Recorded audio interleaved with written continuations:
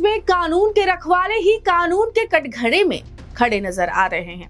सहावर थाना के तत्कालीन प्रभारी निरीक्षक गोविंद वल्लभ पर मुख्य न्यायिक मजिस्ट्रेट की अदालत ने गंभीर टिप्पणी करते हुए एफआईआर दर्ज करने के आदेश दिए हैं।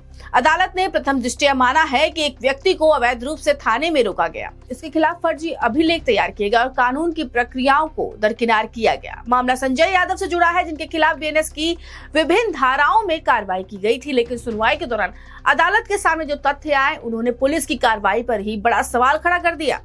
सीसीटीवी फुटेज, पुलिस रिपोर्ट और अभिलेखों के परीक्षण के बाद अदालत ने पाया कि संजय यादव को 28 अप्रैल 2026 से लगातार थाना सहावर में रखा गया था। संजय यादव के खिलाफ एक तहरीर दी गई थी। उस तहरीर के बिहाफ पर सहावर थाना जो था, उन्होंने नहीं है संजय यादव को घर से उठाया था 28 तारीख को, 28 अप्रैल 2026 को 28 अप्रैल को उठाया था, लेकिन तब तक कोई किसी तरह की एफआईआर रजिस्टर्ड नहीं की गई थी। उनके मम्मी थे, उनके भाई थे, उनको मिलने नहीं दिया गया। 30 तारीख को हमारे पास सुबह इन्फॉर्मेशन आती है कि भाई संजय यादव को पुलिस के द्वारा उठाया गया और मिलने नहीं दिया जा रहा है, ना ही खाना पानी दिया जा रहा है। तब हमने सीजीएम कोर्ट में एक एप्लीकेशन लगाई कि भाई हम एज एन एडवोकेट अपने क्लाइंट से मिलना चाहते हैं और हमें मिलने की परमिशन दी जाए, प्लस सीसीटीवी फुटेज सिक्योर कराए जाएँ। जब हम थाना सहावर पहुँचते हैं तो हमें ये पता चलता है कि भाई संजय यादव को 28 तारीख, संजय ने खुद भी बताया कि भाई हमें 28 तारीख से वहाँ पे उठाया गया है और पुलिस के द्वारा रखा गया है, और जो विक्रम दरोगा जी हैं वो उठाने गए थे और उनके द्वारा थोड़ी बहुत हमारे साथ मारपीट की गई है, फिजिकल वायलेंस किया गया है। और ये उसके बाद फिर एसएचओ साहब आए, थोड़ी देर बाद एसएचओ साहब से हमारी बात हुई तो एसएचओ साहब ने कहा कि भाई एक काम करते हैं, हम नहीं है इनको जो नहीं है 151 का चालान काट के दे देते हैं, ठीक है, और इसको 151 का चालान काट कर इसकी जमानत आप करा लीजिएगा। हमने जमानत करा ली। जब सीसीटीवी फुटेज सामने आते हैं ऑनरेबल कोर्ट के सामने, तो ऑनरेबल कोर्ट ने सीसीटीवी फुटेज का अवलोकन किया और अवलोकन करने के बाद ये देखा कि हाँ 28 तारीख से लेके 30 तारीख तक संजय यादव जो थे वो पुलिस स्टेशन में थे, और एफआईआर जो पंजीकृत की गई है वो 29 अप्रैल 2026 को पंजीकृत की गई है, और वो सेक्शन इसमें इन्वॉल्व है 498A, 3/323 और 3/4 डाउरी, जिसके अंदर सुप्रीम कोर्ट ने ऑलरेडी ये गाइडलाइंस पास की हुई है कि 3 महीने तक इसमें किसी तरह की गिरफ्तारी की ज़रूरत है नहीं इसमें। फिर सीसीटीवी फुटेज के आधार पर एक ऑर्डर करते हैं honourable court, honourable CGM Kasganj 6/5/2026 को, जिसमें नहीं है डायरेक्शंस इशू की जाती हैं 5-6, जिसमें कुछ डायरेक्शंस ये भी होती हैं कि एसपी महोदय से कहा जाता है कि इस जितनी भी सीसीटीवी फुटेज हमारे पास आई हैं इसको सत्यापित कीजिए कि ये सत्य है या नहीं है।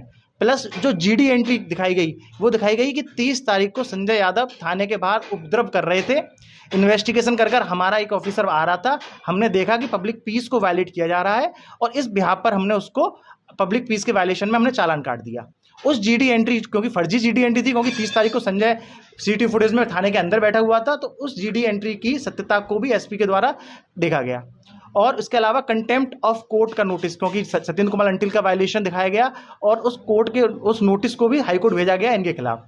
और जब एसपी द्वारा पूरी इंक्वायरी की गई और इंक्वायरी के बाद सबमिट किया गया, गोविंद वल्लभ ने भी कोर्ट के सामने अपना स्टेटमेंट्स रखे, हमारे द्वारा भी स्टेटमेंट रखे गए, एपीओ के द्वारा भी स्टेटमेंट्स रखे गए, और उन स्टेटमेंट्स को देखते हुए ऑनरेबल कोर्ट द्वारा ये आदेश पारित किया जाता है 3/6/2026 को कि संबंधित एसएचओ द्वारा प्राइमा फेसिया उनको गिल्टी माना जाता है और उनके खिलाफ एफआईआर कराई जाती है इलीगल डिटेंशन में और जीडी के बदले में फौजरी में। ये पूरा प्रकरण था।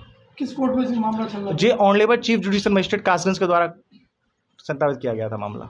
सबसे बड़ा सवाल ये उठ रहा है कि जब संजय यादव थाने के भीतर मौजूद था, तब 30 अप्रैल की जीडी में उसे थाने के बाहर उपद्रव करते हुए कैसे दिखाया गया।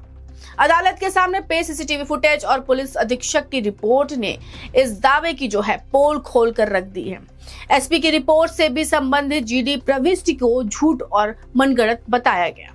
अदालत ने साफ कहा कि जिन धाराओं में कार्रवाई हुई उसमें सीधे गिरफ्तारी का प्रावधान नहीं था। भारतीय नागरिक सुरक्षा संहिता की धारा 35(3) के तहत पहले नोटिस देना जरूरी था। इसके बावजूद बिना नोटिस हिरासत में रखना कानून के विपरीत पाया गया। मुख्य न्यायिक मजिस्ट्रेट ने अपने आदेश में कहा कि प्रथम दृष्टया यह मामला अवैध निरुद्धीकरण, जालसाजी और फर्जी सरकारी अभिलेख तैयार करने का प्रतीत होता है। अदालत ने यह भी स्पष्ट किया कि ऐसे कृत्यों को शासकीय कर्तव्य का हिस्सा नहीं माना जा सकता, इसलिए कानूनी संरक्षण का दावा भी स्वीकार नहीं किया जा सकता। यानी कि जिस थाने में कानून लागू होना चाहिए था, वही कानून की धज्जियां उड़ाने के आरोप में सामने आया है। अदालत के आदेश के बाद अब तत्कालीन थाना प्रभारी गोविंद वल्लभ के खिलाफ बीएनएस की धारा 127(2), 336, 337 और 344 के तहत FIR दर्ज होगी।